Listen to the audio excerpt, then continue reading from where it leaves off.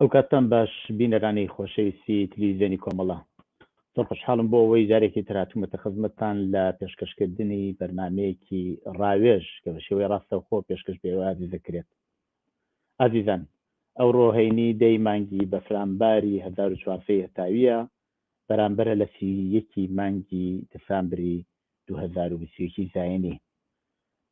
ئەوڕۆ ئاخرین ڕۆژی ساڵی 2021 هەر بۆ بۆنەوە لەلایەن خۆم و هەموو هاوکاران لە تلویزیۆنی کۆمەڵەوە پیرۆزبایی ساڵی 2022 لە ئێوەی عزیز دەکەم. هیوادارم ساڵێکی شادی و سەرکەوتن بێ بۆ هەموو لایەکتان. بابەتی بەرنامەی ئەمڕۆمان کە پێشتر بە ئاگاداریتان گەیشتووە لەسەر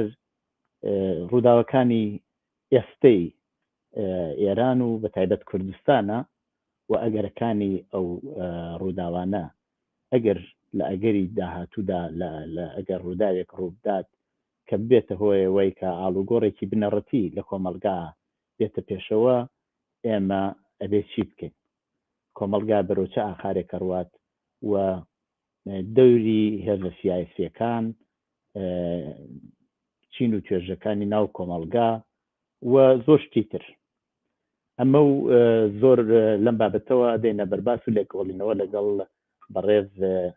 کاکاشمی ڕزایی، کادری لە مێژینەی کۆمەڵە و هەروەها هەڵسوڕاوی سیاسی.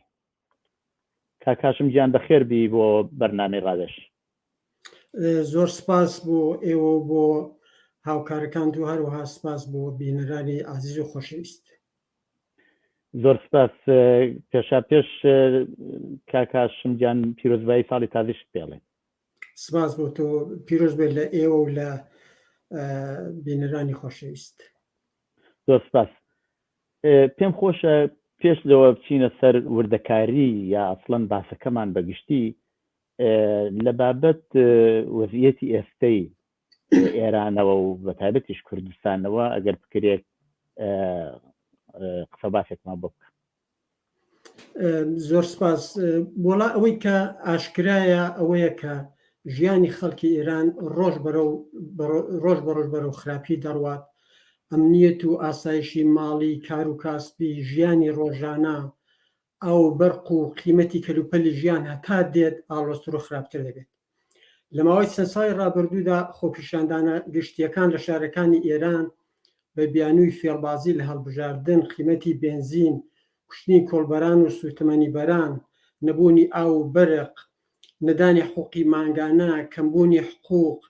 وێرانی و کاولکردنی زەوی و زار و چۆم و ڕووبار و دارستان و ژینگە پەرەی ساندووە. لەم ماوەدا خۆپیشاندانی بەرینی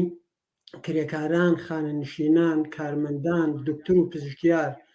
ژنان دژی لەچکەی ئیجباری کە بە چوارشەمبەی سپی ناسراوە، خروشانی خەڵکی شار و دێهاتی ئیسفەهان کە ناوەندی هێز و تەوەژمی جمهوری ئیسلامی بوو، واروە خەباتی جەماوەری معلمان بەهێزتر و بەرینتر بووە. دروشمەکان لە ڕای من چی شد یا ڕێیمان چی شد گۆزراوە بۆ مەرگ بۆ خامنەی و مەرگ بۆ دیکتاتۆر. ئەم جارە زۆر ئاشکراتر ڕووی شعارەکان لە شەخصی خامنەی و سیستمی جمهوری ئیسلامیە.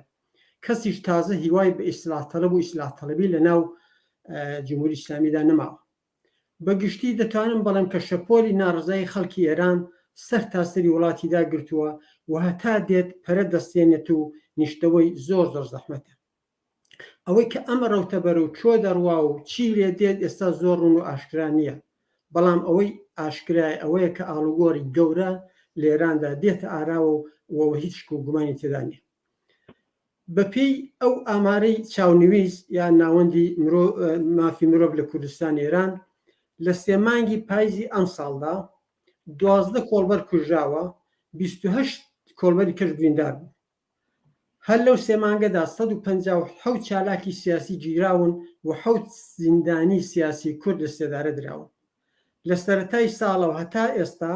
49 کۆڵبەر کوژراون و 125 بریندار. بەڵام ئەگە تەمەشای توندوتیژەکان دەکەی لە ئێراندا، توندوتیژی، شەڕ و کێشە و لێدان و بریندارکردن، ڕووداوی هاتوچۆ، هەڕەشە بە کوشتنی یەکتری زیادی کردووە. ئەوە نیشان دەدات کە خەڵکی تەحملی هیچیان نییە. خەمۆکی و خەمناکی ڕووی کردوێت ئەم خەڵکە. زۆر جار دۆستان لەناوە دەنووسن کە خەڵکانی زۆر تووشی خەمناکی بوون. هەرستا دەبینین کە خەڵک لە نێو کارتۆنی یەخچاڵدا دەخەون شەوانەکە 30,000 تمەنێک دەدەن ویا ئەوەی دەستێن نێو ماشین و ئۆتۆبوسەکان لەوێدا دەخەون. فرۆشتنی گورچیلە و چاو لێران بۆتە شتێکی ئاسایی. پەرسەندنی سیغە، تەنانەت سیغە لە قاوخانی سەر ڕێگاکاندا ئەو کە بە جۆرێک لەشفرۆشی ڕسمیە. پەسەندکردنی زەماوەندی کچان لە تەمەنی 12 ساڵ لە ئێران.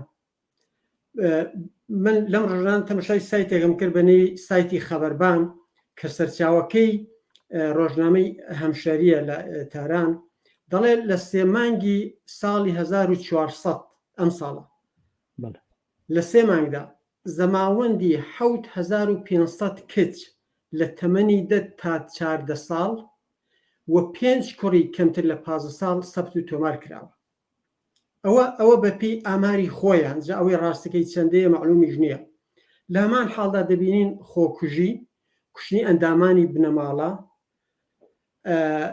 مردنی بێ ئەژمال لە ڕووداوی هاتوچۆدا،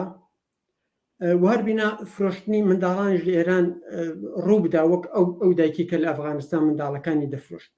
بە کورتی بڵێن کە ئێران بۆتە جەهەندەمێک بۆ زۆربەی دانیشتوانی وڵات بەتایبەت بۆ کورد. من کۆمەڵنازنین بەڵام ئاشکرایە کە ئەوانەی کارەسات کە ئەمانە کارەساتی گەورەی کۆمەڵایەتی لێ دەکەوێتەوە و گرفتی کۆمەڵایەتی زۆر زۆری بەدواداتێ. ئەوە کورتێک ئینسانەگە ئاوە چاوخشانێکی کتوپڕ بکە بەسەر ئەو وەزەدا. بڵێ پێش لەوە کاک هاشمجیان بچیمە سەر پرسیارەکان پێم خۆشە بە بینەرانی خۆشەویست ڕابگەێنم کە ئەو بەرنامەیە هیچکە ڕاستەوخۆ لە تەلەڤیزیۆنەوە بڵاو دێتەوە لە ڕێگەی تۆڕی کۆمەڵایەتی فەیسبووکەوە کۆمەڵە مێدیا نێتوەرک وەرەوە فەیسبووکی شەخصی خۆم و یوتیوبیشەوە بڵاو دێتەوە. ئێوەی ئازیزێ شەتوانن بە ژمارە تەلەفۆنی 0046 726 16 764 لە ڕێگەی واتسابەوە لەگەڵێن بە پەیوەندی بگرن. کاکاشم هەم من و هەم جەنابیشتان تەجروبەی شۆڕشێکی گەلانمان لە ئێران بینی وە 57 چەندێک پێدەچێت ینی هاوشێوەی ئەو شۆڕشە خەریکین ئەبینین کە ئەوەی تر وردە وردە بەرەو ئەوواچین کە ئاڵوگۆڕێکی بنەڕەتی لە کۆمەلگا ڕوو بدات. نزیکایەتی چەندەیە لەگەڵ شۆڕشی ساڵی 57 ئەوەی وایەوە ئەلعانە باستان کرد لەو ئاعترازاتە لە هەموو ناڕزایەتیانەوە لە کۆمەلگا خەریکە دەرەبڕێەوە ئێستا خۆتان ئاگدارن لە ماوەیەکی تقریبا نزیکی 2 مانگ مامۆستایان لە سەراسەری ئێران هەروەها لە کوردستان ناڕزایەتیان دەربڕی خانەنشینان هەروەتر هەموو ڕۆژێکیش لە شوێنی کار یەک شوێنی کار نییە بە نەوعێک ئاعتراز نەکەنی سەر بە یا بە ئەو حقوقانیان کە پێیان نادرێ یا بە شرایەتی کار و هەموو شتێکی ئەوانە ئەڵێم چەندێ شەباهەتی هەیە پێکەوە لەگەڵ ئەوەی وا ڕوویدا ساڵی 57. وەڵام لە زۆر لاو ئینسان دەکرێت وەکوەیەکی هەڵسەنگێنێت بێکەوەی هەڵسەنگێنێت ئەوش ئەوەیە کە کۆمەلگادا هەمیشە خەبات و مبارزە و تێکۆشان بۆ باشترین وەزعی ژیان هەیە. یعنی ئەمە بەشێکی جیان نەکراوە لە کۆمەلگایە جا و کۆمەلگایەکی وەکو ئێرانە کۆمەلگایەکە لە ئەوروپایە کۆمەلگایەکە لە ئەوروپایە لە ئەمریکای لاتین لە هەر جگایەک بێت. یعنی خەڵکی تێدەکۆشێت بۆ ژیانێکی باشتر، بۆ ڕفاهی باشتر، بۆ ئەمنیەتی باشتر، بۆ کاری باشتر. لە ئێرانیش کە ئەو ڕاپەڕینی ساڵی 57 بوو کە بەداخەوە ئاکامەکەی بوو بە جمهوری ئیسلامی خەڵکی شعاریاندا کار بۆ کرێکار زەوی بۆ جوتیار باسی دموکراسی بوو باسی ئازادی بوو باسی حکوومەتای دموکراتیک بوو بەڵام ئەوانە خۆ هیچی نەهاتە گۆڕێ بە پێچەوانە فقط سەرکوب و کوشتار هاتە مەیدان. ئەم بێحقوقی کە ئێستا هەیە و یا ئەسەن حقوقیش هەر نادرێت ئەم بێحقوقی خۆ هەر ئەو کاتیش هەر هەبوو، بەڵام لە ئەم ڕادەی حقیقەتەوەی لە ئەم ڕادەی ئێستادا نەبوو. بەڵام زەحمەتیشە تۆ بتوانی ئەو هەڵسەنگان دنانە بتوانی بکەی، بەڵام هێندە شت ڕۆشن بوو. ئەوش ئەوەی کە ئەو وەخت غەرب و ئەمریکا ساغ بوون لەسەر لابردنی حکوومەتی شە و هەر ئەوانیش بوون ڕێگایان خۆش کرد بۆ هاتنە سەرکاری جمهوری ئیسلامی. بەڵام ئێستا کە جمهوری ئیسلامی هەیە لەلایەکەوە دوای چین وڵاتێکە گەورەترین ئیعدامی لێ دەکرێت، وڵاتێکە کە هیچ چەشنە مافێکی مرۆڤی لێ ناپارێزرێ، وڵاتێکە کە تەنانەت منداڵ ئیعدام دەکات، وڵاتێکە کە بۆتە هۆی نائەمنی لە ڕۆژهەڵاتی ناوەڕازیە خاورمیانە لە منتەقە و لە تەواوی دنیادا، وڵاتێکە کە پەرەی داوە بە ترۆریزم لە سەتی جیهانیدا، بەڵام نەغەرب و نە ئەمریکا ئەمانە هێشتا ساغ نەبوونەتەوە لەسەر ئەوەی کە جمهوری ئیسلامی لابەر و بە شێوەی جۆرە و جۆر خەریکی سات و سەودا و ئەمانن. بەڵام ئەوەی کە ئەم ڕەوتە هەیە، ئەو ڕەوتەی خۆپیشاندان و دەربڕینی ناڕزایی لە ئێران، بە بڕوای من ئەمە شتێکات پەرە دەستێنێ. حتا تەنانەت ئەگە ئێران بە تاوافقیش بگات لەسەر ئەم زەریانی ئەتۆمی، ئەگەر پۆڵیش سەرۆ ژێر بکەنەوە بۆ ئێران، ممکنە بۆ ماوەیەکی کاتی ئەوزاع بەحاڵ ئارام بێتەوە. بەڵام ئەم ئاورەی کە هەیە بە بڕوای من زۆر زەحمەتە بکوژێتەوە. جا ئەوەی کە لە ئێراندا بەداخەوە وەزعی ئۆپۆزیسیۆن لاوازە لە سەراسەری ئێران، ئەوەش توانیوێتی کە جمهوری ئیسلامی درێژە بە حیاتی خۆی بدە. بەڵام بەخۆشیەوە کوردستانی ئێمە ئەحزابی سیاسیمان هەیە، سەرای هەر لاوازێک هەیەە، سەرای هەر رەخنەیەک هەیەە، و حتا تەنانەت هێندێک پێیان دەڵێن ئۆرگانیژین، بەڵام ئەم حیزبانە پێگەی کۆمەڵایەتیان هەیە. من لەوە دڵنیام هەر بەحاڵ جمهوری ئیسلامی هێندێک وە لەرزەکەوێ کوردستانی ئێران دەتوانم بەڵام یەکەم شوێنێکە کە لە ئێراندا ئازاد دەبێت. نمونی ئێمە ئەوەشماندی لە کوردستانی عێراق کە وەختی خۆی ڕاپەڕینەکە بوو، وازەم ساڵی 91 کە من بۆ خۆشم هەر لێ بوو، کوردستان زۆر ئازاد کرا. لە ماوەی 2 ڕۆژدا خەڵکی تێکۆشەری شارەکانی ڕانیە و هەولێر و سلێمانی و کەرکووک ئەمانە هاتنە سەر خیابانەکان و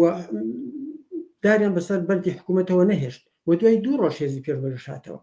بۆیە هەر لاوازەیەکی جمهوری ئیسلامی دەبێتە هۆی ئەوەی کە بە بڕای من کە یەکەم شوێن کە لە وڵاتدا ئازاد بێ کوردستانی ئێران. بەڵێ ئەلبەتە حتمما لەسەر ئەو بابەتە لەسەر نەخش و دەور و نەخشی هێزە سیاسیەکان لەسەر تەسیراتی ناوچە هەمووانە دەتێت و تەسەری قساکەین. بەڵام ئەو مەسەلەکە ئێمە ئەڵێن باسیەوەکەین ئەڵێن لە ئەگەری ئاوا ڕوودانێکی ئاوا وەکو ئینقلابێ یا ئاخێزێکی جەماوەری کوردستان ڕێگەیەکی ترەگرێ یا کوردستان بە شێوەیەکی تر هەڵس و کەوتەکات، دلیلەکەی چییە؟ بۆ ئێمە ئەواڵێن نایافەنە واقعیە ئەو قساکەینەوە شتێکە یار بۆ خۆی لە بابەت کوردستان و تاریفاکرێ. دلیلی ئەوەی کە کوردستان احتمالاً ڕێگەیەکی تر بگرێ، کوردستان ئەکەوێتە دوای داخوازەکانی خۆی چییە؟ بۆ من پێم وایە بۆ ئەوەی کە لەسەرەوە قسە بکەین وا باشترێمە پێداچوونێکی کورد بەسەر ڕووداوەکان بکەین کە لە سەردەمی هاتنەکاری سەرکاری جمهوری ئیسلامی ڕوویدا و چونکە ئەوەی ئێمە ئێستا دەبینی لە کوردستاندا درێژەی ئەو ڕۆتەیە کە ساڵی 57 ڕوویدا. مەبەستمەوەی کە ئێمەی کورد تەجروبەی مقاومەت و شەڕی ڤێتناممان هەبوو، شۆڕشەکانی تەجروبەی شەڕەکانی کوردستانی عێراقمان بوو، نسکۆ و شکستی ئەم شۆڕشە لە ساڵی 54دا و هەروە هەڵدانەوەی شۆڕشی نوێ لە ساڵی 56دا شۆڕشی ساڵی 46 مان بوو و هەروە شۆڕشەکانی باکوورمان هەیە. لە هەمان حاڵدا لە کوردستان کە بگەڕێمە سەردەمی ساڵی 57 حزب و فکری ئیسلامی لە کوردستانی ڕۆژهەڵات دەسەڵاتی ئەوتۆی نەبوو. خەڵکی کورد لەباری ئاینیەوە خۆی لە سیستمی ئاینیشی عادەپاراست، تەنانەت لەم بارەشە لەژێر فشاردا بوو. بە دوای ڕاپەڕینی 57 خەڵکی کورد لە ڕۆژهەڵات چەکدار بوو. پادگانی مەهاباد، سەردەشت و ژاندارمەری سنە و بنکەکانی پۆلیسی و ژاندارمەری دەهات کەوتە دەستی خەڵکەوە. لە کۆبوونەوە جەماوەریەکاندا شوڕای شار و دێهات سازکرا بۆ بەڕێوەبردنی کار لە شار و دێهات. بنکەی مەحەلات بۆ نمونە لە شاری سنە سازکرا لەلایەن خەڵکیەوە. لە ئێران مزگەوتەکان و مەراجعی تەقلید و ئایەتوڵڵاکان سەرچاوە بڕیاردەر نەبوو. ئەگەر لە ئێران ئەوانە بوون، لە ئێران ئەوانە سەرچاوە بوون، بەڵام لە کوردستان سکۆلاریزم و بەرەی پێشکەوت و فکری چەپ بەهێز بوو. کورد لە ڕاپەڕینەکە و دروشمەکانی سەراسەری ئێران دڵنیا نەبوو و هەر بۆیەش 6 مانگ دوایی لە ڕاپەڕینی ساڵی 57 هاتە مەیدان. فکری پێشکەوتی و سوگرند لە کوردستان دەوری سەرەکی نواند و ڕێبەری ڕاپەڕینی ساڵی 57 کرد. بەڵام بە دوای هاتە سەرکار ڕژیمی جمهوری ئیسلامی لە هەموو ئێران بێجگە لە کوردستان جمهوری ئیسلامی دەستی بە سووتاندنی دەفتەی ڕۆژنامەکان و ڕێکخراوەکان و گرتن و بێستەر و شەنکردنی چالاکانی سیاسی و هەر لەم پەیوەندیدا خومینی پەیامیدا و فتوایدا کە ئەم چەکانە کە بە دەستی خەڵکیەوان ئەمانە هی بەیتوڵماڵن و دەوێت بگەڕێنەوە بۆ مزگەوتەکان کە هەموو خەڵکی ئێران ئەوەی کرد چاکانیان تەحویل داوە، بەڵام خەڵکی کوردستان چاکانی تەحویل نەداوە. یعنی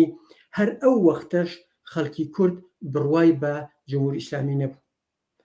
کوردستان ئازاد و چەکدار ماوە، لەژێر دەسەڵاتی جمهوری ئیسلامیدا نەبوو، شورا وڵاتەکانیان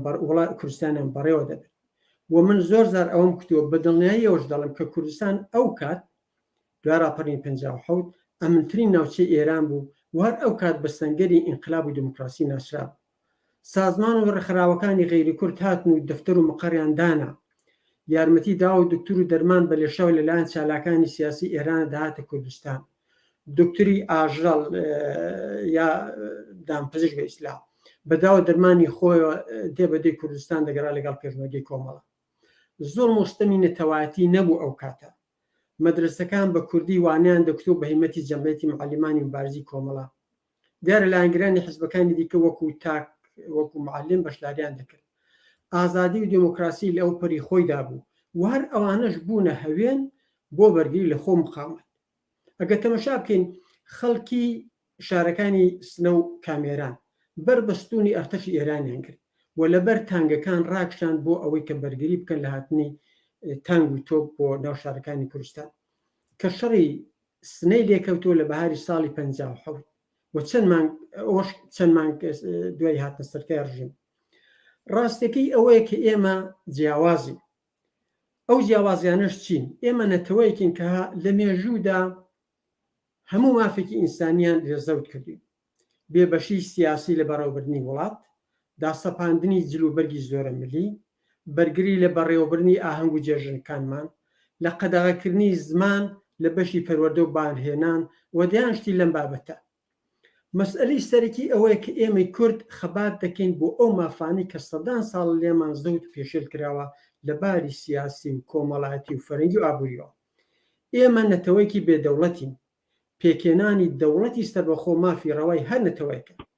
جا ئێمە لە باری تەشکیلاتیوە چۆن چاوی لێ دەکەین؟ شتێکی جیاواز. ڕەنگە هێندێک لە ئەنگلیس سەربەخۆ بن، ڕەنگە هێندێک لە هەندی فیدرالیزمن، بۆ هەر شتێکی لەو بابەتە وۆش خەڵکی کورد بە دەنگدانی خۆیان ئەم مەسەلەی لێکلایەنە دەکەنەوە. هەروەکو چۆن ئێمە دیتمە لە وڵاتی کانەدا، لە ئیرلەند و لە کاتالۆنیا ئیسپانیا ڕەفراندومیان کرد. بەڵام ئەو بزوتنەوەی ئێمە بزوتنەوەی کوردستان بزوتنەوەکی کۆمەڵایەتیە کە هەڵقۆڵاوی ویست و داخوازی کۆمەلگای کورد. ئەم بزوتنەوە لەسەر هەڵوێستی ئەم کەس و ئەو کەس یا ئەم ڕێبەر و ئەم پێشەوای مەسەوی و ئاینی پێک نهاتووە. بناغەکەی لەسەر ویست و داخوازی کۆمەلگایەک دامەزراو کە خوازیاری لابردنی زۆر مستەمی نەتەواتی. بە بڕوای من ئەم خاڵێکی زۆر گرینگە تا ئەو کاتەی ستەمی نەتەوایەتی هەبێت خەبات لە دژی ئەم ستەمە نەتەوایەتیە درێژە هەیە لە هەر سیستمێکی حکوومەتیدا جاوە لە زمانی شادا بوو لە زمانی جمهوری ئیسلامی و حتا دوای جمهوری ئیسلامیش بەڵام کەسانی وەکو مفتی زادا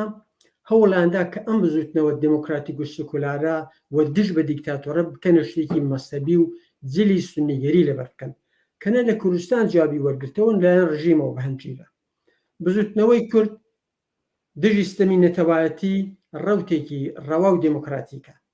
بە پێچەوانەی هێندێک ساویلکی سیاسی کە لە ژێر قازانج و بەرژەوەندی ئیدۆلۆژی خۆیان وەکو دەروێش کەوتونەتە دژی ئەم جۆڵانەوەی و پێدەڵن جۆڵانەوەیکی دواکەوت و ئرتجاعیە ئەمە حسابی ئەمانە جودایە بەڵام ئەم بزوتنەوەی خەڵکی کورد لە کوردستانی ئێران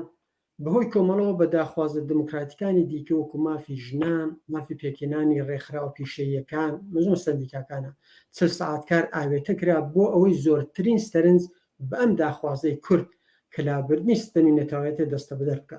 ئەوەش بڵێن کە ئێمە کورد ئاشتی خواز بووین و هەر ئاشتی خوازی چین بەڵام کاتێک کە ویست و داخوازەکانمان بە چەک وڵام دەدرێتەوە ئەوەش ئێمە مافی خۆمانە کە بەرگری چەکداران لە خۆمان بکەین بەڵام خەڵکی کورد هەر لە سەردەمای هاتنە سەرکاری ڕژیم و هەتا ئێستا لە زۆر هەڵبژاردندا دەنگی نامانداوە بە جمهوری ئیسلامی بەڵام لە ئێران ئەو ڕوونتر نەدیتراوە نەبووە کە وەش جیاوازیەکە کە بە ڕۆشنی نیشان دەدات کە چۆن خەڵکی کورد بە پێشوازی حیزبەکانەوە چوون بۆ بایدکردنی جمهوری ئیسلامی کە هەر زوو ساڵی 59 کوتیان جمهوری ئیسلامی ئاریانە کە کورد بەشداری نەکرد و یا قانونی ئەساسی یاسای بنەڕەتی کە دەنگی پێ بدەن کە کورد بەشداری نەکرد بە بڕوای من ببەخشە یەکدانە پرسیار هاتووە هەر لەم باسەیەوە ئێوە بخۆتان خەریکم باسەکەن پرسیارەکە وەیە کە تێتی ئەگەر بە تاریخ بگەڕینەوە ساڵی 57 تا لە ئێران انقلابی ڕژیمی شای نەڕوخان لە کوردستان نەیانتوانی ئەو جۆرە کە بکراشتێکیا بۆی نووسرا بچێتە پێشەوە منزوری ئەوەیە کە پەیوەندیەک بووە لە بینی انقلابی ئەو کاتەی هاتنە سەرخەت یا شۆڕژی جەماوەری لە ئێران جا کوردستانیش ئەوە پەیوەندیان هەیە پێکەوە منزوری ئەوەیە ئایا ئەمەش لە ئێستێشا هەروە بێت یا بۆ خۆی خەڵکی کورد دەتوانێت ڕاستەوخۆ شتێ بکات ئێمە زۆر جار لە کوردستان جوڵانە و خەباتێک بووە لە سەراسەری ئێراندا ئەوە نەبووە و یا لە کوردستانی عێراقیشدا هەروە یا لە کوردستانی تورکیش هەروە یا لە کوردستانی سووریش هەروە من پێم وایە ئەم خەباتی خۆمان یعنی خەبات دژی ستەمی نەتەوایەتی شتێکی جیاوازەوە نابێ ئێمە بیبەستینەوە بە فەرزین ڕاپەڕینی 57 ئێمە هەر کاتێک یعنی ئەگە تۆ تەماشای مێژووی کورد بکەی هەر کاتێک حکوومەتی مەرکەزی لاواز بووە کورد لە کوردستانی ئێران یا عێراق هەستاوە داوای خودمختاری و بەڕێوەبەری جمهوری خۆی کردووە و یا تورکەکانی شەروە مەبەستمەوە ساڵی 57 دیارە کە دژی دیکتاتۆری بوو ئەو خەباتی ئێمەش خەباتێک بووە دژی دیکتاتۆری ئەو خەباتی ڕاپەڕینی 57 بۆ دموکراسی بوو خەباتی مەش بۆ دموکراسی بوو بێگومان ئەوانە پەیوەندیەکی قوڵیان هەیە لەگەڵ یەکتری و قیام ڕاپەڕینی 57 ئەو مەودایی بۆ ئێمە ساز کرد کە ئێمە بینە مەیدان بەڵام کە کوتم لە سەرەتاوە ئەوەی تەجروبە و ئەزمۆنی منە کورد لە ڕاپەڕین ساڵی 57دا ئێمە هێندێک درەنگ هاتینە مەیدانەوە دلیلیشی زۆر بوو ئێمە زۆر دڵنیا نەبووین لە ئەم شعارە و ئەم جوڵانەوەی کە ڕووی دەدا و لە دەسەڵاتی ئیسلامی لە مزگەوتەکانی و لە ئاخوندەکان و زۆر دڵیان نەبوون کە چی لێ دێتەوە بۆیە ئێمە بە خەڵکی کورد ئەو وەختە بە 4 مانگ و 6 مانگ ئێمە دوای ئەوە هاتینە مەیدان بەڵام بێگومان ئەم ڕاپەڕینانە بەستەرێکە کە هەموو جوڵانەوەکی دەچێتە نێوە هەم لەو ڕاپەڕین 57 لەو فەزایە کەڵکی وەرگرت بۆ داخوازەکانی خۆی و هەمیش پەیوەندی پێوە هەبوو. بەڵێ فەرموو من پێم وە توە ئێوەی دامە بدەن من نەیخوێنمەوە یا حەزەکە پەیامەکە بخوێنمەوە لێرە نووسراوە جمهوری بە فارسی نردوێتی جمهوری اسلامی برای آینده کردستان بعد از خودش بنا به وظیفه بدیل گذاشته. این بدیل جریانات سلفی تندروی مذهبی هستند در نوع پرانتزان نوسیتی داعش که به شدت سازمان یافته و مسلح و توجیه شدند. اگر احزاب کردستانی و مردم هوشیار نباشند این جریانات تهدیدی بسیار جدی برای آینده کردستان و ایران میباشند. اینها توسط ترکیه و قطر هم بعد از جمهوری اسلامی ساپورت خواهند شد. ئەوە پەیامەکە بوو. بەڵێ ئەمە زۆر قسەیەکی ڕاستە مربوط بە ئێستاژ نییە. وەختی خۆی یعنی دوای ڕاپەڕینی 57 ئەوەی تەکیە و خانەخا و جێگای شێخ و مەشایخ بوون لە کوردستانی ئێران ئەمانە چۆڵ کران، ئەمانە ڕووخان برەویان نەبوو. بەڵام جمهوری ئیسلامی دوای ماوەیەک دوای ساڵەکانی 60 هات ئەوانەی زیندوو کردەوە، پۆڵێکی زۆری پێدان، یارمەتیکردن بۆ ساکردنەوەی تەکیە و خانەقا و دەروێش و دەروێش بازی کە ئەسەن دەوریان نەمابوو و هەمیشە لە حەولدا هەیە. جا ئەمە بە جۆرێک لەوان بە جۆرێکیش وەختی خۆی ئەنوا و ئەقسامی ناوەندی ساز کرد لە زمانی نۆنەرانی پارلمانەوە کە حەولیاندا لە ئێران. حەقیقەت ئەوەیە کە مەسئلەی کورد بکەنە سونی و شیعە، حەولی زۆریاندا، بەڵام خەڵکی کورد کوتیان کێشەی ئێمە کێشەیەکی ئیسلامی و مەسەبی نییە، مشکلەی ئێمە مشکلێکی سیاسیە. جا بۆیە جمهوری ئیسلامی لەلایەکەوە حەولەدا بەداخیشەوە هێندێک لە کوردەکان ئەوانە شەر حەولیانە ئەو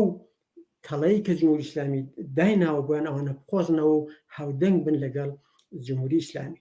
ئێمە هەر لە ماوەش ئێمە دیتمان کە لە شاری سنا دەروێش و دەروێشبازی و بە عنوانی خانەقای نازانم ژنانی سەر بە شێخ محەممەدی کەزنزان ئەمانە سازکران و نمایش دران و لە تەلەڤیزیۆنەکان بڵاو بووەوە و بەڵام ئەمانە زۆر معلوم و ئاشکرایە کە ئەمانە سەرچاوەیەک هەیە بۆیان کە پشتی ئەمانە دەگرێت، ئەمانە دێنێتە مەیدانەوە بۆ بەلەڕێبردنی فکر و زکری خەڵکی. ئەو قسەی ڕاستە جمهوری ئیسلامی حەول دەدا لە هەموو ئیمکاناتێک کەڵک وەرگێت، نەتەنها لەوانش هەتا بەداخەوە دەبڵم هێندێک ئەحزابی سیاسی کوردیش وەختی خۆی تووشی ئەو هەڵەیە بوون کە داوان لە خەڵک دەکرد کە بچن دەنگ بدەن، بچنە پای سندوقەکانەوە ڕێی بدەن بە نوێنەرانی خۆیان، ڕێی بدەن بە شوڕای شارەکان و حتا ئەوەشیان دەگوت کە هەر ئەوەندەی جمهوری ئیسلامی ئیجازە بە ئێمە بدات دەفتەرێک دانی لە شارێکی سەردەشت ئێمە دەست لە شەڕی چەکداری هەڵدەگرین. یعنی ئەو تەوەهومە لەلایەن ئەحزابی سیاسی هەندێک ئەحزابی سیاسی کوردەوە ئەوەش بانگەشەی بۆ دەکرا کە جمهوری ئیسلامی حەولیدا لە طریقی ئەحزابی سیاسیەوە، لە طریقی نمایندگانی پارلمانی خۆیەوە، لە طریقی شێخ و مشایخەوە، لە طریقی ڕووناکبیری کوردەوە ئەم داخوازی کورد کە عیبارەتە لە لابردنی ستەمی نەتەوایەتی و داوایەکی سیاسی و کۆمەڵایەتیە بیکەنە شتێکی مەسەبی و کە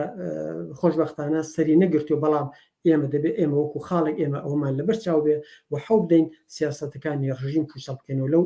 وارەدا. بەڵێ ئەو بینەری خۆشەویستە کە ئەوەی ناردووە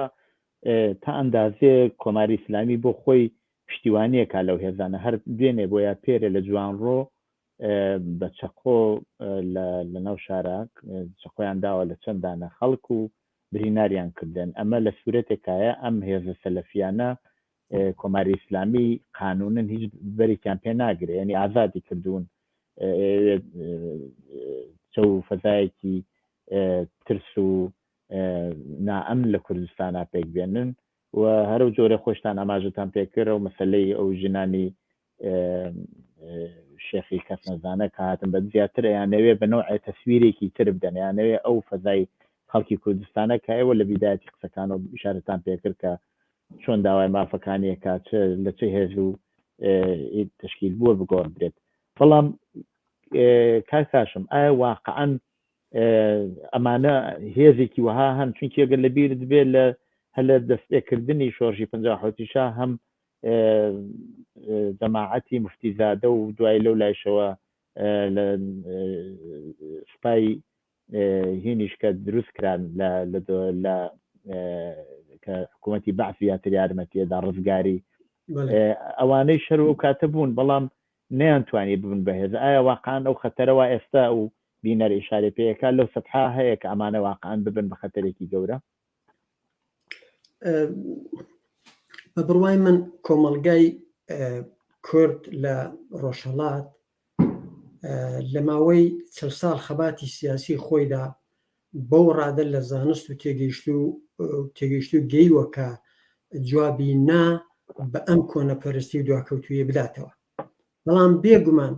بێگومان کەسان هەن کە وەدووی ئەو ڕەوتە دەکەون و بە نەزەری من ئەم ڕەوتێکی بەهێز نییە، ڕەوتێکی لاوازە. ئێمە حتا ئەگە ئەو باریشی بگرین، ئەگە تەمەشا بکەین تەمەشای ئەحزابی سیاسی کە بکەین کە دەهاتن دەستە و حیزبی سربەخۆیان ساز دەکرد لە کوردستانی ئێران بۆ ئەوەی بتوانن دەور و نەخشیان بێت لە خەباتی کوردستانی ڕۆژهەڵات. ئێمە ئەوانەشماندی کە زۆر بەهێز نەبوو، هەرچەند 15 ساڵ لەوە پێشێ لە بە هێندە شارەکانی کوردستان لایەنگر و ئەوانیان بوو، بەڵام بە بڕای من ئەوانش پوچانەوە ئەوەش دەبینین. هەر بۆیە من لە تەجروبە و ئەزمینی خەڵکی کورد لە ڕۆژهەڵات ئاوا لێک دەمەوە کە جوابی نا بە ئەم دواکەوتویی و ئەمانە دەنەوە. و لە هەمان حاڵدا ئەو قسەی کە کردیشت جمهوری ئیسلامی حەولیدا لە شاری مەریوان، لە شاری سنا، لە شاری سەقەز، لە شاری بۆکان کە ئەم چەقۆکێشانە بە ڕۆژی ڕووناک دەهاتن، بە ڕۆژی ڕووناک سعاتی 3 دوای نۆڕۆ هاتنە شاری سەقەز، لە بۆکان چوونەتە ئەو سەیرانگای چێوەڕەشی بۆکان، لە مەریوان چوونە دارسەیران. ئەمانە معلوم بوو کە جمهوری ئیسلامی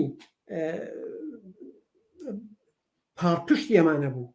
ئەگەر یەک ڕوودا و باە لە شارێک لە شارۆچکەیەک باە فەرسەن فقط لە شاری سەقەز باە لە ماوەی 3 مانگەدا ناکو بارحەڵەوە ڕووداوێکە و چەندانە لات و چەقۆکێش هاتوون. بەڵام ئەمانە سلسلەیەکی زنجیرن لە مەریوان و سنە و سەقز و بۆکان و لە شارەکانی دیکە پلانی داڕێژاوی جمهوری ئیسلامی. ئەس قەزا خودی ئەوانە جمهوری ئیسلامی دەیانکاتە قوربانی. هەر لەم ڕۆژانەدا لە بۆکان کردیانە هەڵا و هەنگامەکەەوە نازانم 4 کەس لەو چەقۆکێشانە گیراون و لە سەقەزیش هەر ئاوە. بەڵام لەوەشدا هەر کوردەکە دەکەنە قوربانی. مەبەستمەوە جمهوری ئیسلامی لە هەموو مەیدانەکاندا، هەر لە ڕێگای ئەحزابی سیاسیەوە،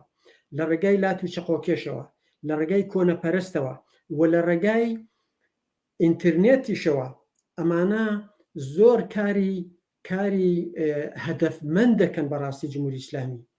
ئەگە تا ئێستا دوو ناوەندیان بوو، نازانم چەند میلیۆن تمەنیان دادەنا بۆ ئەم کاری ئینترنێتیە، ئەوانیان ئەو ناوەندیان دوو بەرابەر کردووە و بودجەی ئەم ناوەندانشان چەندین بەرابەر کردووە کە بۆ ئەوەی بتوانن لە فەزای مەجازیشدا بتوانن گوێرە و کێشە بۆ کورد سازکەن، دووبەرەکەی سازکەن لە نێو چالاکانی سیاسی و کۆمەڵاتی و مەدەنی کوردە. نی جمهوری ئیسلامی هەمیشە ئەو پلانی هەیە بۆ خەڵکی کورد و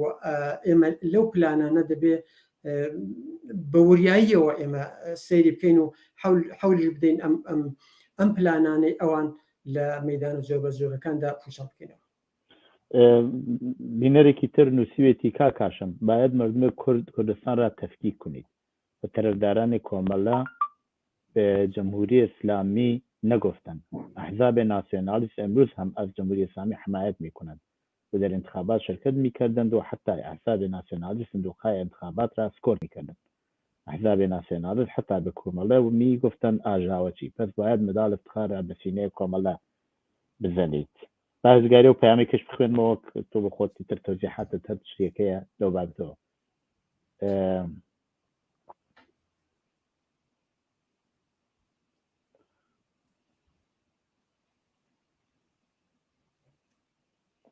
بڵێ ئەو پەیامە وتراوە کە خەتەری جدی ئێستا سەلەفیەکانن کە یانەوە لە تەریقی بە شێوەی وەحشیانەوە بیانەوە شتێ بکەن بەڵام ئەم بینەرە و تێتی زۆر قەوی نین ضعیفە فەرموو کاک بەڵێ من شتێکم لە بیر چوو کە لە ئەو چەقۆکێشانی کە جمهوری ئیسلامی پەروەردەی کردبوون و هێنانە مەیدانی خەڵکی دارسێران لە مەریوان هاتن چێشتیان ساز کرد بە گۆپاڵەوە کە بە بڕۆ منەوە کارێکی سەرکەوتوو بوو یعنی خەڵکی دەبێ بتوانن جوابی ئەم دەست درێژیانە بدەنەوە و خەڵکی دارسێرانش توانیان کۆتایی بە کاری ئەم چەقۆکێشانە بێنن وەختێک کێمە دەگەڕێنەوە سەر کوردستان وەکو هەموو وڵاتێکی کە وەکو هەموو کۆمەلگای کە بیرروبۆچوونی جیاوازی تێدایە لە ئەوروپا من لە وڵاتی سوێد دەژیم حزبی چەپی تێدایە سوسیال دموکراتی تێدایە ژینگە پارێزی تێدایە ڕاستی تێدایە جریاناتی ڕاستیستی تێدایە لە کۆمەلگای ئێمەشدا بیرروبۆچوونی جیاواز هەن کەسانن هەر ئێستا خوان بە کۆمونیست دەزانن بە سوسیالیست دەزانن بە ناسیۆنالیست دەزانن بە لیبرالیست دەزانن بە تاو کورد دەزانن ئینسان ئەو قەزاوەتش من پێم وایە دەبێت بیدێ دەست خەڵکین کە ئەو سیاسەتی ئەحزابی کوردی ناوەندە سیاسەکان هەڵدەسەنگێنن و دژایەتی دەکەن لە هەنگری لێ دەکەن من پێم وایە کاری من ئەوە نییە کە من بێم هەڵسەنگاندنی ئەم حزب و ئەو حزب لێرداوە بکەم بەڵام بێگومان خەڵکی کورد لەو چ ساڵی ڕابردوودا بە لێکدانەوەکانی خۆی بەڕووداوە سیاسیەکان بەڕووداوە کۆمەڵایەتیەکان ئەزمون و تەجروبەی هەیە لەسەر سیاسەتی ئەم حزب یا ئەو حزب تەنانەت ممکنە کەسێک دۆستی کۆمەڵە بێت دۆستی حزب دموکرات بێ لە هەنگری بێ ئەندامی بێ بەڵا ڕخنەی لە حزبەکانی شەیە دیارە لەسەر هەر مەسئلەیەک حزبەکان دەتوانن هەڵوێستی جۆرا و جۆران هەبێ بەڵام بە بڕوای من ئێمە لە کاتی ئێستادا لە وەزی ئێستادا ئێمە دەبێت بەرەو ئەوە بڕۆین کە هەڵوێستێکی هاوبەشمان هەبێت بەتایبەت لە نێو حزبەکانی کوردستاندا جا هەم حزبەکان هەم ناوەندە سیاس کۆمەڵایەتەکان ژینگە پارێزەکان چالاکانی سیاسی ئێمە حەول بدەین بۆ کاری هاوبەش بۆ پلاتفۆرمی هاوبەش هەرچەند ئێستا ناوەندی هاوکاری حزبەکانی ڕۆژهەڵاتەیە کە زۆر خاوە خاو دەچێتە پێشێ زۆر لاوازن بەداخەوە بەڵام ئەمە سەرەتایەکە بە بڕوای من چارەسەری مەسئلەی کورد نە لە دەستی کۆمەڵەدایە نە لە دەستی حزبی دموکراتدایە لە دەستی ئەحزابی سیاسی کورد چالاکانی سیاسی چالاکانی مەدەنی بە هاوفکری یەک ئێمە بتوانین پلاتفۆرمی که بەشمان بێ بۆ ویستە داخوازەکانمان چییە؟ هەڵسو کەوتمان بەرامبەر بە ڕووداوەکانی داهاتوی چۆن دەبێ؟ هەڵسو کەوتمان بەرامبەر بە وڵاتانی ئەوروپایی و ئەمریکا و چوزانم وڵاتانی دەوروبەرمان ئێمە چۆن دەبێ؟ بە بڕوای من ئێمە دەبێت بەرەو ئەوە بڕۆین بەرەو کارێکی هاوبەر چونکە مەسئلەی ئێمە لە کوردستاندا مەسئلەیەکی یەک میلەتە یەک میلەت دەبێت بتوانێت پلاتفۆرم و بەرنامەیەکی هاوبەشی هەبێ ئێمە بۆ دەتوانین سەرکەوین وەختی خۆی ئیسرائیل ئەوەی کرد بە هەموو بیرروبۆچوونە جیاوازەکانەوە هاتن ساغ بوون لەسەر سازکردنی دەوڵەتی ئیسرائیل یعنی ئێمەش بە بڕوای من مادام ئەوە نەکەین هەر ئاوا پەرەمپەرەم دەبین و لەو ئەو پەرەمپەرەم بوونەش تەنیا بە خازانجی دژمنەکانی ئێمە بەبەستەوەی ئێمە دەبێت فکر و زیکری چالاکانی سیاسی لە ناوە بەرەو کاری هاوبەش ئەحزابی سیاسی لە دەرەوە چالاکانی سیاسی لە دەرەوە بەرەو کاری هاوبەش و پلاتفۆرمی هاوبەش بڕوە و ئەوە بە بڕای من ڕێگا چارەمان. بەڵێ پەیامێکی کاتووە بە ئەمش بخوێنمەوە. درود خەستە نەباشیت بە شما و ڕفیق هاشم. رفیق محیا شما و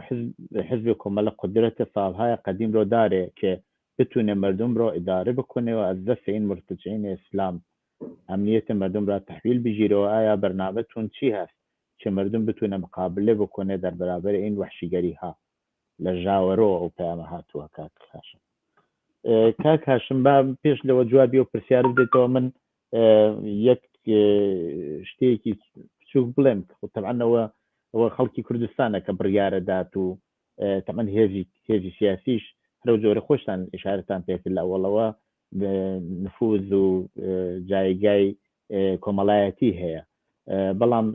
شرایط گۆڕدراوە طبعاً هێزی سیاسی تریشایە کە بێتە سەر ساحەی ئەو انقلابەوە بەڵام بینیمان ئێمە مەسەڵەن لە هەرە ڕووداوانەی وا لە کوردستانی باشوور ڕوویدا لەگەڵ کوردستانی مەسەڵەن ڕۆژاوا زۆر جیاواز بوو هەرەوەی وا لە تورکیە ڕووەدا لەگەڵ کوردستانی لەگەڵ ئەوە شوێنەکانی تر جیاوازە بۆیە ئەمە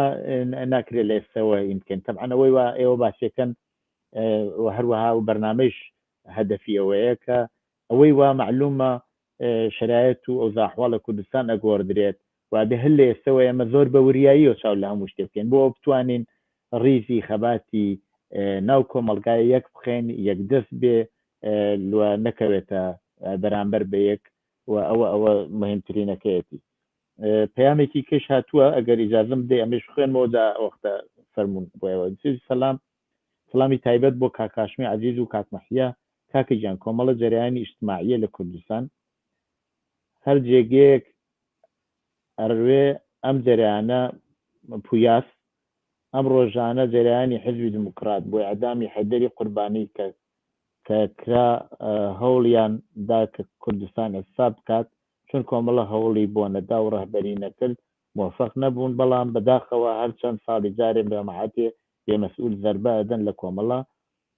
بەڵام کۆمەڵە بە هێزی دووبارە سەر هەڵدێنێ دیسان نرکی بژی کۆمەڵە سنەی خوێناوی ئەلبەتە لازم نییە جوابی هەموو پرسیارێک بدێتەوەتەوە کاکەوە هەر ئەو بینەرانە بخۆیان لەیرەوە پەیامەکانی خۆیان ئەدەن ئەگەریش خۆت تێبینیت هەیە هەن لە خزمەتتا فەرموو.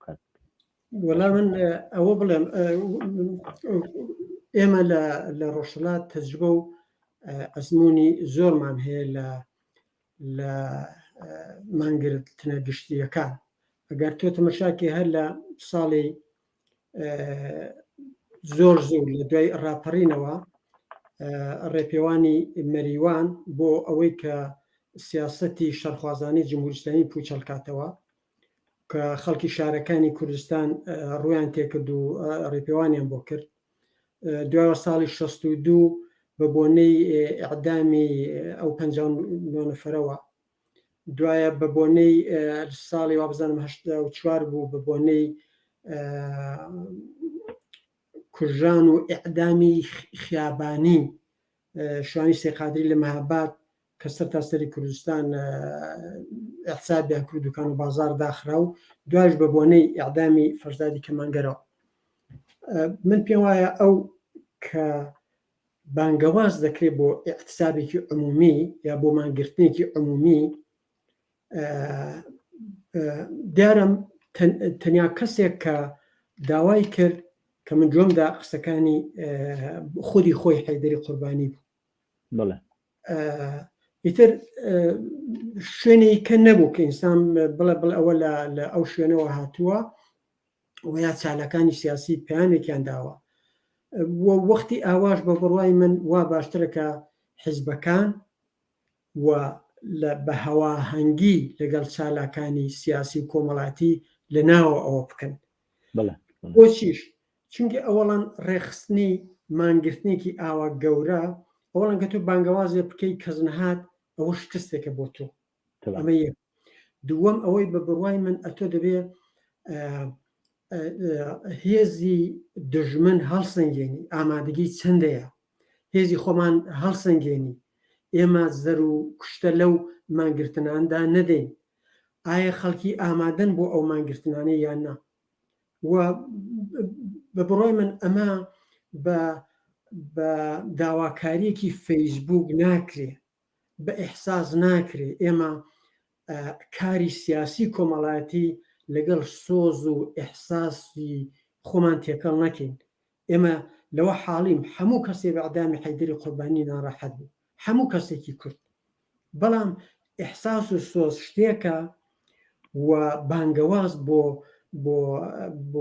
ماگرتنێکی گشتی کە جواب بدرێتەوە وەکو ماگرندەکانی پێشوو بە بڕوای دوشتی جیاواز. بۆیە ئەو جۆرە ماگرتنە گشتیانە ئێمە بخێنە دەست حزبە سیاسەکانی کورد بە هەوانگی لەگەڵ چالاکانی سیاسی و کۆمەڵایەتی و ژنگە لە ناو شارەکانی کوردستانەوە، نەک بە هەراهوریای فەیسبووکی. بەڵێ کاک هاشم، من پێم خۆشە چونکی کاتمان ئێمە تقریبان یەک چارەک ناکەمە زیاترمان ماوە، تەبعاً کاتمان هەیە بینەرانی شەتوانن بەشدار بن لە بەحسەکەمانە. ئێوە باسی ئەوەتان کرد کە باسی ناوچەیشمان کرد، ئایا چەنێ تەئسیری هەیە ئەو ڕووداوانەی وا لە ناوچە ڕوئەدات؟ مەسەلەن بۆ نمونە لە دەوروبەری کوردستان، منزورم ڕۆژهەڵاتە، ئیترەوە لە باشوور بۆ ماوەی لە ساڵی 2013ەوە حکوومەتێکی هەرێم لەوێ بەرقەرارە، پارلمان هەیە. لە ئێمە لە کوردستانی باکوورە بینین کە حزبی سیاسی لەوێ هەڵس و کەوتی هەیە و لەوێ شەر دیسان جاری وا بووە بە 100,000 نەفەر هاتوونەتە سەر شەقام و خەباتیان کردووە. هەروە لە ڕۆژاوا بینیمان کە ئەوە دوای ئەو شۆڕشی جەماوەریە کە لە سووریا ڕوویدا، دەسەڵاتێک هەرچەند زۆرجار لە ژێر فشارا بووە، لە ئارادا بووە. ئەمانە چەند ئەتوانێت تەئسیر دابنێتەوە کە ئێمە لە ئایندا چۆن یا تەجروبە لەوانە وەربگرین، وانە بێ کە بکەوینە هەوڵێەوە کە دەسەڵات دابەش بکەین لە ناوخۆمانە، یا هەوڵ بدەین ببین بە بەشێک لە دەسەڵاتی ناوەندی لە سەراسەری ئێران. چۆن ئەبێ هەموو ئەو تەجروبانە لێ کۆ بکەینەوە ببین بە شتەیەکە تووشی شکست نەبین و خەڵک شانازی بکە بەوەی وا کردوێتی. بەڵێ بڵێ من ئەوە بڵێم کە وەزعی سیاسی، کۆمەڵایەتی، ئابووری، چوزانم دەرونی وڵاتێک ناوچەیەک لەگەڵ ناوچەیە کە فەرقیە. ڕاستە ئێمە کوردی، بەڵام بە بڕوای من ئێمە لەگەڵ کوردی باشوور لەگەڵ کوردی ڕۆژاوا، کوردی ڕۆژاوا لەگەڵ کوردی کوردستانی باکوور، ئێمە هەلومەرجەکانمان جیاوازن. ناکرێ ئەو شتێکە لە فەرزەن لە ڕۆژاوا بۆ کۆپی بکەین، ئەو ڕۆژێ لە باشوور بۆ کۆپی بکەین، یا لە باکوور بۆ کۆپی بکەین. ئێمە دروستترین کار ئەوەیە لەو تەجروبە و ئەزمموی باشی ئەو شوێنانە کەڵک وەرگین و لەگەڵ تەجروبە و ئەزمموی خۆمان و فکری خۆمان ئێمە ئاوێتێ بکەین. ئێمە دەتوانینەوە بکەین و بەشەریش ئەسن ئاوایە، ینی بەشەر چاوی هەیە، گوێچکەی هەیە، مێشکی هەیە و ئەحساسی هەیە، وەشت لە دەوروبەری خۆی فێر دەبێت. ئەوە ئەسن فێربوون ئەمە ڕێگایەکە لە فێربوون. بەڵام ئەگە ئێمە تەماشای ناوچەکە بکەین، ئەوە کە بەهاری عەرەبی سەرڕای ئاکامەکەی چی بوو و ئێمە هەر لێکدانەوەکمان کە ئێمە هەمان بێ لەسەری هیوایەکی گەورەی لە خاوەرمیانە یا لە ڕۆژهەڵاتی ناوەڕاست پێکێنە. عێراق کە جیرانمانە بە شێوەیەکی فێدرالی بەڕێوە دەچێت. کوردستانی ڕۆژاوا دیتمان ئەوە حکوومەتێکی جێخۆیی هەیە و دەسەڵاتی هەیە. کورد کە دەڵم عێراق بە شێوەیەکی فێدرالی بەڕێوە دەچێت، کورد لە باشوور حکوومەتی هەرێم و پارلمانی سەربەخۆی خۆی هەیە. لە زمانی کوردی لە پەروەردە و بارهێنان هەتا ئاستی بەرزی زانکۆکان کەڵکی لێوەردەگرن. من بە خۆم چوم و ئەوانشم دیتووە. وەک زمانی ئیداری لە ئیدارەکان بەڕێوە دەچێت. زۆر موستەمی نەتەوایەتی کۆتایی هات لە کوردستانی باشوور نەما.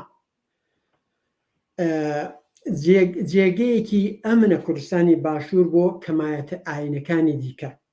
تەنانەت ئەوانەی کە لە دەرەوەی کوردستان تووشی ئازار و وەکو فەرزە مەسیحیەکان وەکو کلدانەکان تووشی ئازار و ئەسیەت دەبن بۆ دەکەنە هەرێمی کوردستان. من بۆ خۆم دۆستی کلدانیم هەیە،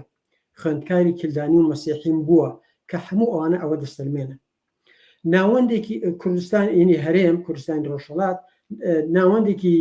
جێکەوتو و ناسراو لە ناوچە و جیهاندایە. جا ئەوە سەرای هەر رەخنەی کێمە لە حکوومەتی هەرێمان بێ. بەڵام تەماشا دەکەین کە زانست و ئەزمون شتێکی جیهانیە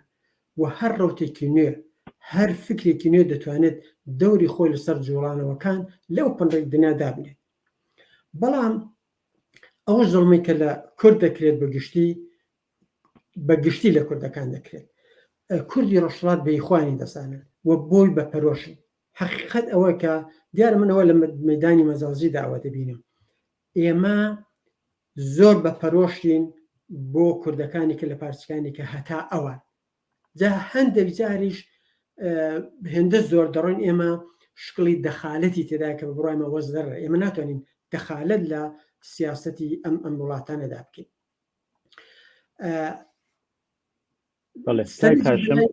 ڕەوای کورد لە پارچەکانی دیکەدا هەیە هاوکاتیش هەر ئاڵوگۆڕێک بێت کارگەری هەیە لەسەر ئێمەش. لە هەمان حاڵدا ئێمەوە دەزانین حکوومەتەکانی تورکیا، ئێران و سووریە هەمیشە پەیمانی هاوبەشیان بووە بە دژی قازانج و بەرژەوەندی کورد هەر لە زمانی شاو هەتا ئێستا. سەرڕای هەر ناکۆکیە کە ئەوان بیان بێ و بوشیانە پێشتریش بەڵام ئەوان کۆکن لەسەر مەسئلەی کورد و دژایەتی لەسەر مەسئلەی کورد و دژایەتی لەسەر کیانی کورد. هەمویان دژ بە ڕفراندۆمەکەی کوردستان لە ساڵ 2017دا. بەڵام کاتێک کە بۆ مەلەزەی کرماشان هاتە مەیدان خەڵکی کورد خۆڕەشان بۆ یارمەتیدان بە خەڵکانی لێقەومان. شۆفێرێک خەڵکی بۆکان بە نێوی وابزان ئەوبەکری معروفی بوو کە لە ڕێگای یارمەتیدان بە کرماشاندا فەوتی کرد وەختێک ئەو ڕۆژە دەیان ناشت و ئەوە 2 مانگ دوای ڕفراندۆمەکەی حکوومەتی هەرێم ناشتنی ئەوبەکری معروفی 2 مانگ دوای ئەوە بوو. خەڵک هاواریان دەکرد کە کەرکووک وڵاتمانە و نایدەین بە بێگانە. کەرکووک تەنها نییە. نەواری نوێنەرانی کورد لە پارلمانی تورکیا کە بەرگری لە کەرامەت و مافی ڕای کوردەکەن دەست بەدەست دەکەڕێت. مەزمومەیە کە ئەوانە هەموو دەور و نەخشی هەیە لەسەر خەباتی ئێمە، خەباتی میلەتانی دەوروبەر و خەباتی کوردەکانی دەوروبەر. ئێمە ئەو ئەزمونانەی کە ئەوان بوویانە ئەزمموی باش ئێمە وەریان دەگرین و بێگومانیش ئەوان لە ئەزمموی ئێمەوە شتی زۆر باش بەکەڵ فێر بوو. کۆمەڵا یەکەم هێزێک بوو کە ژنانی واردی مەیدانی خەباتی سیاسی کرد ویا ئەلبەتە ڕەنگە ئەوە جالب نەبێ بەڵام ڕێگای بۆ خۆشکردن بۆ هاتنە مەیدان لە خەباتە کۆمەڵایەتەکان خەباتە سیاسەکان و خەباتی چەکداریان کە ئەوەش تەسیری لە کوردستانەکانی پارچەکانی دیکەش بێگوماندانە. کاشم گیان بن بۆ بینەری خۆشەویست کە هەم لە ڕێگەی فەیسبووکەوە هەم لە ڕێگەی واتسابەوە پەیامیان نردووە ئەوە بڵێم کە ئێمە ئەو پرسیارانەی کە مربوطە بە مەوزوعی بەرنامەکەمان مەوزوعی بەرنامەکەی ئەمڕۆمان ڕووداوەکانی ئەم دوایانەی کوردستان و ئەگەرەکانی داهاتووە. ئەو بەعزە پرسیارێک هاتووە بە داوای لێبردن چونکە توانم ئەزانم لە بەحسەکەمان باتە دەرەوە مربوط نییە بە بەحسی ئەوڕۆمان بەداخەوە ئەو پرسیارانە ناخوێنمەوە. بەڵام پرسیارێک هاتوون وسێتی لەگەڵ ڕێز و سڵاو بۆ ڕێز و سڵاو ئایا کاکاشم خوازیاری چ نەوع سیستمێکی حکوومەتیە بۆ داهاتوی کوردستان؟ ئایا پێی وایە فدرالیزمی مەسلەی ملی لە کوردستان هەل بکات یا وەکو کوردستانی عێراق حکم دەکرێت؟ ئەوە پرسیارێک هاتووە دوای ئەوە دانەیەکی کەش بەڵێ شتی کەیشاتوە ئەلبەتە بە لێرش ئێزگار ئەوانش بخوێنمەوە ئەگەر بکرێت.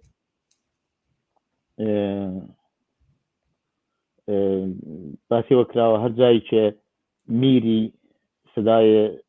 سدای حەقاییە کۆمەڵە هەست تەمامی کوردستان با فکرێتی کۆمەڵە ئاشنا هەستن تەنها جریانی که دفاع از ملت کرد میکند کاملا هست و برایش برنامه دارد ولی یه مشکل اساسی دارد عمل نتونس بجامعة اطلاع رساني بكونت او دوای ئەوە باسی بڵێ ئەو پەیامانە هاتووە البەتە شاید پەیامی کەم لە دەستداوە بەڵام کاک هاشم باسی ئەو پرسیارەوە لە سەر فەیسبوک کاک عەلی دایناوە بێ زەحمەت جوابیەوە بدەرەوە کە ئایا ئێوە چه سیستمێکی حکوومەتیتان پێ باشە و باسی مەسەلەی فیدرالیزمی کردووە. من پێ وایە کە ئێمەی کورد ئێستا جێرە و کێشەی خۆمان نەخینە سەر ئەوەی کە ئێمە ئایا سەربەخۆی خوازین، ئایا لایەنگری فیدرالیزمین، ئایا پێمان خۆشە جودا بینەوە، پێمان خۆشە لەگەڵ نەتەوەکانی کەبین. ئەوەی کە ئێمە ئێستا بۆ ئێمە مەسئلەی ئەساسیە پلاتفۆرمێکی هاوبەش بۆ ڕوبەڕووبوونەوە لەگەڵ ڕووداوەکانی داهاتوو. هۆیەکەشی ئەوەیە کە سبحەینێ دوا ڕۆژ ئەوە خەڵکی کوردن لە ڕێفراندۆمێکدا لە ڕاگشتێکی پرسیدا بڕیار دەدەن کە ئایا سەربەخۆ بن و ئایا لەگەڵ نەتەوەکانی کە بە شێوەیەکی فیدرالی بژین. من پێم وایە لە ئێستادا ئەوە زەحمەتە ئەتۆ بڕیار بدەی بڵێ ئەوە باشەیە ئەوە باشە. بە نەزەری من بە بڕۆی من ئاوابی دەکەمەوە کە دیارە ئەمانە دوو ڕوانگەی گەورەی جیاوازن لە کۆمەلگای کوردە لە نێو چالاکی سیاسی و کۆمەڵایەتی کورد لە ڕۆژهەڵاتدا کە ئایا سەربەخۆبی و ئایا بە شێوەی فیدرالی بژی لەگەڵ نەتەوەکانی دیکە. سەربەخۆیی قازانجی خۆی هەیە، زەروزیانی خۆی هەیە، فیدرالیزم قازانجی خۆی و زەروزیانی خۆی هەیە. بۆیە بە بڕۆی من ئێمە ئەم باسانە چونکە تەسیرێک ناکە لە ئێستادا، بەڵام ئەگەر سپاینێ دوا ڕۆژ لە حکوومەتێکی دوای ڕوخانی جمهوری ئیسلامی حکوومەتێکی دموکراتیک بوو، ئەو وەختە ئێمە لە فەزایەکی ئازاددا لە ماوەیەکی 2 ساڵدا ئێمە لێگەڕین باس کرێت لەسەر ئەم خاڵ ئەساسیانە کە خەڵک ئاگاهی هەبێت. چونکە تۆ دەنگ دەدەی ئەگەر دەنگێک بە پێی زانستی نەبێ هیچ ئەرزشێکی نییە. دەنگدان دەبێت بە پێی زانست و زانیاری بێ. دەبێت من ئیتلاعم بێ کە زەروزیانی فیدرالیزم چییە، زەروزیانی سەربەخۆیش یا حکوومەتێکی سەربەخۆ چییە. ئەو وەختا من دەتوانم ڕێی بدەم. بە بڕۆی من ئەوەی کە ساڵێ جارێک کورتە باسێک دەکرێت لەسەر ئەوە ناتوانێت ببێتە ڕێنوێنی ئێمە لە ئێستادا. من ئەگەر جوابی ئەو دۆستە بدەمەوە دڵم ئێمە ئەو بەسانە دیارە بەحسێکی جددی و مهمن ئێمە هەڵگرین بۆ دوا ڕۆژ لە دوا ڕۆژدا قسە لەسەرەوە بکەین و خەڵکیش بڕیاری خۆی لەسەر ئەم مەسەلەیە بدە. من تێدەگەم کە لە حکوومەتێکی سەربەخۆدا ئێستا وەکو حکوومەتی هەرێم ستەمی نەتەوایەتی نییە، بەڵام زۆر چاک ئێمە سپەنە دوا ڕۆژ سیستمەکانی کەمان چی لێ دێ، سیستمی پەروەردەمان چی لێ دێ، سیستمی پزیشکیمان چی لێ دێ، ئەخا شارەهای وەکو وروێمان هەیە چی لێت بێ. ئایا ئێمە دیسان تووشی شەڕێکە نابینەوە؟ ئێمە ئەم مەسەلانە هەیە لە گۆڕێدا. ئەمە خۆ تەماشای وڵاتی چێکۆسلۆواکی بکەین، خۆ شەڕ و کێشەشیان نەبوو. سلۆواکیان وڵاتێک بوو فەقیرتر، هاتن چەند ساڵەوە بنام 10 ساڵەوە پێش 5 ساڵە پێشتێن با بێمە جودا بینەوە، جوداش بوونەوە لە کۆبوونەوەیدا شەڕ 6 ساڵ دەکرا و کەسیش نەکوژا لەسەری. بەڵام کاک بەخشە کاک کاتی بەرنامەمان وابام بە هەموویەوە چەند دقەیەکمان ماوە پێم خۆش بوو یەکشت بڵێم ئێوە خۆتان زۆر بە درستی ئشارەتان بەوە خەڵک بڕیارەدا لێ گەڕن با خەڵکی بکە ئەوە خەڵکە زۆر جار باسیۆتان کردا ئەوەی وا تەجروبەی ئێمە لە کوردستانەکانی کەش پیشانی داوە بە هەر میزانێک جەماوەر حاڵەتی زیاتری کردووە بە هەر میزانێک خەڵک هاتوونەتە مەیدان لە مەیدان نابوون ئەو شۆڕشە توانیویەتی بەردەوام بێ بە داخوازەکانی خۆی بکە بە هەر میزانێک دەسەڵات و جەماوەر لە یەک جیا کراونەتەوە هەر ئەو وڵاتی سوێدەوە من و تۆشی تیاژین چاو لێ بکەن ئەگەر بزانن خەڵک بزانن کە قسەکانیان داخوازیەکانیان ناچێتە کورسی بۆیان مهم نییە ڕێ بدەن یا ڕێ نەدەن لە نزیکی 20 ساڵی ڕابردووە میزانی بەشداربووان لە انتخاباتەکانی سەرۆک کۆماری یا پارلمانی بەڕادەیەکی زۆر کەمی کردو گەیشتوتە تاکو جاری وایە هاتووەتە خواری 50%. معنای ئەوەیە خەڵکەڵێ من بچم بەشدار بمیانە بم فەرقێکی هەیە. بۆیە مهم ئەوەیە کە ئێمە لە ئاڵوگۆڕەکانی دوایی ناو کۆمەلگا خەڵک ئەبێ هەمیشە لە مەیدان نابن. هێزی سیاسی بە تەنیا خۆی ناتوانێت بڕیار بدا هەرو جۆرەیەوەش ئاماژەتان پێکرد بەڵکو ئەو خەڵکە کە ئەتوانن هاوشان لەگەڵ هێزی سیاسی پێکەوە بڕیار بدەن ئاڵوگۆڕ لە ناو کۆمەلگا بەدەست بێنن وە بەداخوازیەکانی خوانیان بگەنەوە 100%ەوە ئەو مهمەکە ئێمە ئەبێ هەوڵ بدەین ئەو دەسەڵاتی جەماوەریە هەمیشە بپارێزین و خەڵک بێبەش نەکەین لە ئەو زەحمەتانەوە کێشاویانە و بەدەستەوە بگرن.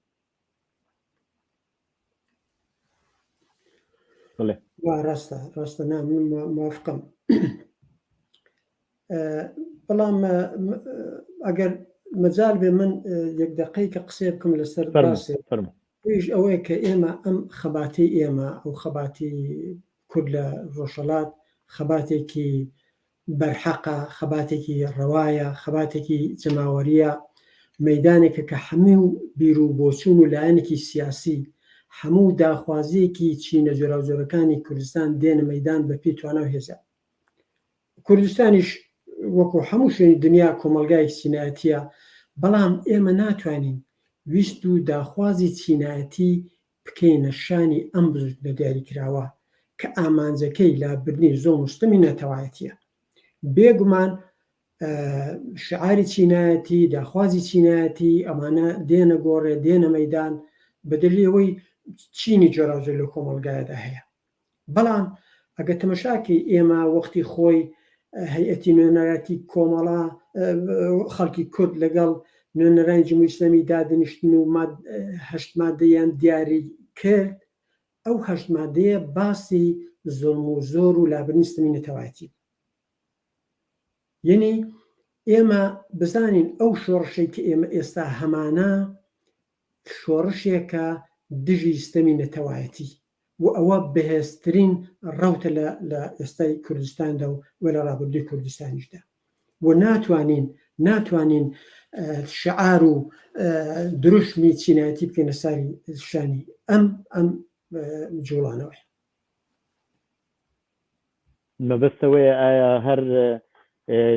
ئەوە تەمان پرسیارێکی زۆر گرنگە خەڵکی کوردستان بەپێی هەموو ئەو ئیطلاعاتەوە هەیە بەشی هەرە زۆری خەڵکی کوردستان تەمان سیستەمی نەتەوایەتیان لێچێ، بەڵام بەپێیەوە دەوڵەت هیچ هینێکی نەکردووە، هیچ یارمەتیەکی ئابووری بۆ ئەو کۆمەلگا نەکردووە. بەشێکی زۆر لە خەڵک لەباری چینایەتیەوە لە وەضعیەتێکی زۆر خراپان، یعنی زۆرینەی خەڵک کە سیستەمی نەتەوایەتیشیان لێچێت، بەڵام لە عینی حاڵە لە موقعیەتێکی کۆمەڵایەتی زۆر خراپان و ئەوانە ئەتوانن ئەو هێزی قایمە بن حتا بۆ پشتیوانی کامل لە سیستەمی نەتەوایەتی، یعنی ئەوانن ئەتوانن بڕبڕی پشت بدەن. چونکی ئەوەی ئێستا کاک هاشم با من فقط یەک شتیش کۆلەتان پێ بڵێم، ئێستا بەڕاستی بە گلوبالیسیۆن و ئالەوانە کابرایەکی غەیری کارگەر یا مەسەلەن بڵێن دەوڵەمەند زۆر بۆی مهمە لە نازانم لە دوبەی لە شوێنێکی تر خەریکە سەرمایەکەی بۆی مهمە مەسەلەی کورچی لێدایە لێ نایەت. بەڕاستی زۆر شاید زۆر ئەهمیەتی نەبێ ئەوەی وازڕم ئێستێکی لێچێ هەرە ئەو ژنەیە ئەو جوانەیە ئەو کرێکارەیە ئەو جوتیارەیە هەروانە زیاترین زڵمەکان لێچووە حتا زڵمی نەتەوایەتیەکەیش. وایە نا 100% وایە، بەڵام ئەگە ئینسان تەمەشایەکی ئەم ڕووداوانەی بەتابەت دوای ڕاپەڕین بکە، ئەوە خۆ باڵکەوت نەبوو کە یەک مانگ دوای ڕاپەڕینی 57 مستەفای چەمران کە فەرماندەی ئەرتەشی دامنظەم بوو بەدزیەوە دەنێرن بۆ کوردستان و شار بە شار دەگەڕێت و من بە خۆم خوێندومەوە خاتراتەکەی لە راپۆرتێکدا دەڵێت کە جمهوری ئیسلامی دەتوانێت بە شەڕی چریکی مەسەلەی کورد چارەسەر بکات. یعنی هەر مانگێک دوای هاتنە سەرکاری جمهوری ئیسلامی لە فری سەرکوتی کوردستاندایە بە هەڵکەوت نەبوو کە تیمسار مەدەنی کوشتاری لاوانی عەرەبی ئەهوازی وەڕێخست، بە هەڵکەوت نەبوو کە هێرشکرایە سەر خەڵکی تورکمەن و کوشتاریان لێکردن و بەڕێوەبەرانی شوڕای تورکمەنیان گرت و 4 نەفەر بوون دوای چەند ڕۆژ تەرمەکانیان لەژێر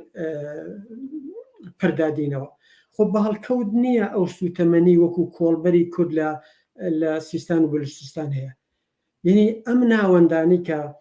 کە وەکو کوردستان وەکو عەرەبی ئەهواز وەکو سیستان و بلوچستان وەکو تورکمانەکان ئەوانە بە لەحازی ئیقتصادیشەوە هەرزۆم لێکراون هیچ مەراکیزێکی اقتصادیان لەو شوێنانە ساز نەکرۆ کە خەڵکی بتوانن کاری لێ بکەن ئەخۆ ئەو هەموو کرێکاری کوورەخانە دەچوو بۆ کوورەخانە هۆیەکەی چی بوو هەر ئێستاش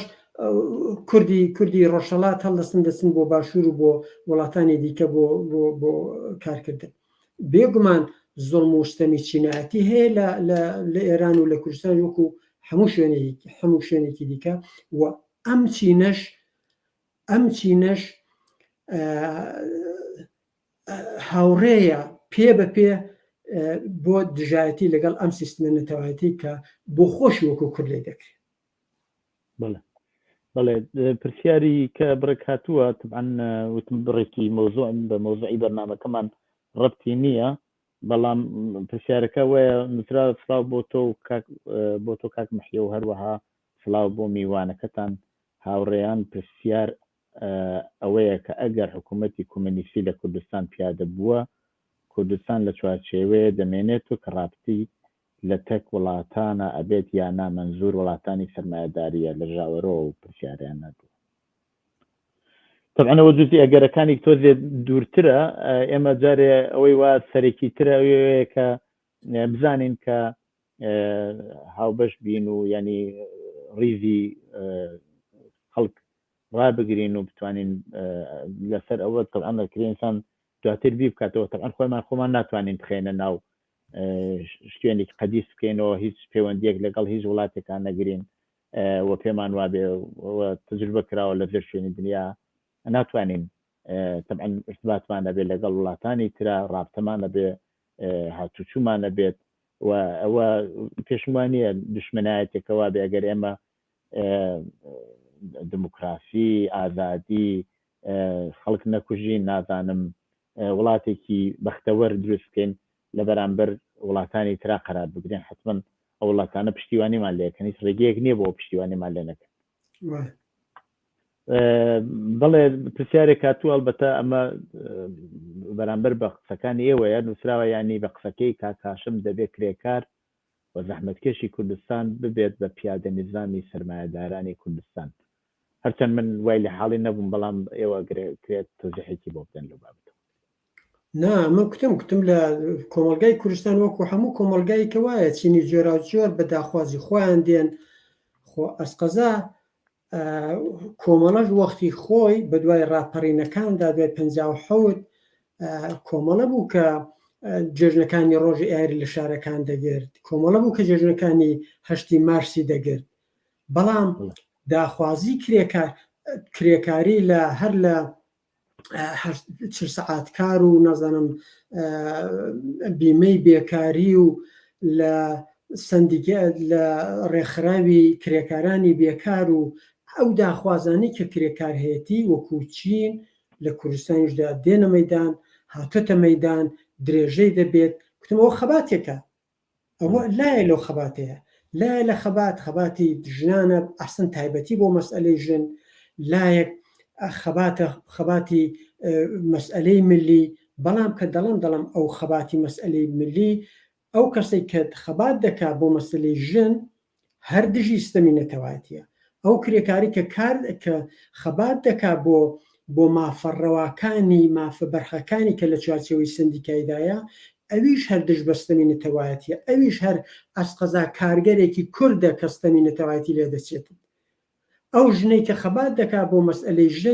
ژنێکە کەستەمی نەتەوایەتی لێ دەچێت ئێمە وەکو کورد هەمومان بە هەموو چۆنی توێژەکانەوە سەمی نەتەوایەتیمان لێ دەکرێت و ئەو جنبشێکی ئێمە هەمانە بۆ لابردنی سیستەمی نەتەوایەتی لە هەموو چین و تۆژە جۆرا و جۆرەکانە بێگومان سیستەمی نەتەوایەتی نەبێ ئەو سەفەرە خەباتە چینە جۆرا و جۆرەکان و توێژە جۆرا و جۆرەکان خوان زیاتر نیشان دەدەن ئەو سیستەمێک بنێویستەمی نەتەوایەتی نییەک تا ئێمە خەباتی بۆ بکەین و دروست بۆ بدەن و داوا بکەین کە لە خەڵک بێتە مەیدان چەند پرسیاری کە هاتووە من فقط ئاماژەیەکی کورتی پێەکەم بۆ ئەوەی پرسیار نین لەسەر مەسلەی بەڕاستی لەسەر وەزیەتی ئێستای حکوومەتی باشوور و شتیوا هاتووە تەبعەنەوە مربوط بە بەحسی ئەو ڕۆمانیە بەڵام هەموو ئەو ڕووداوانەی و هەروە لە قسەکانی شاباس کرا لەو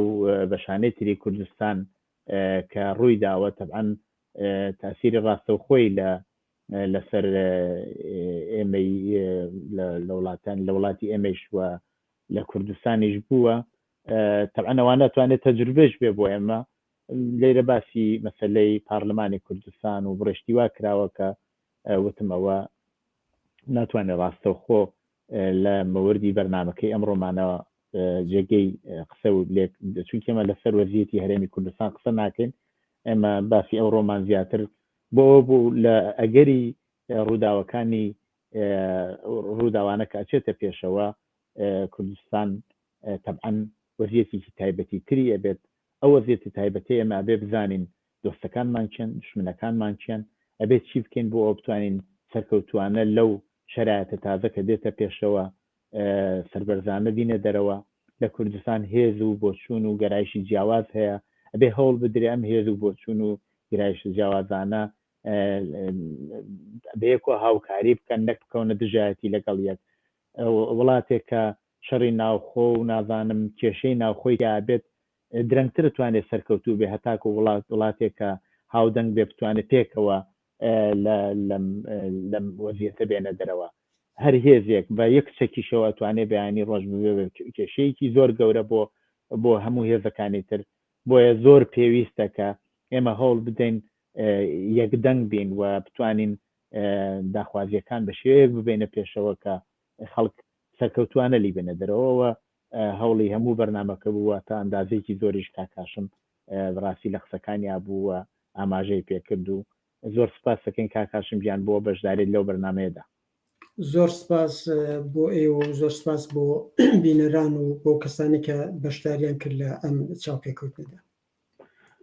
هیوادارم ساڵێکی خۆش و هەروەها بۆ هەموو بینەرانیش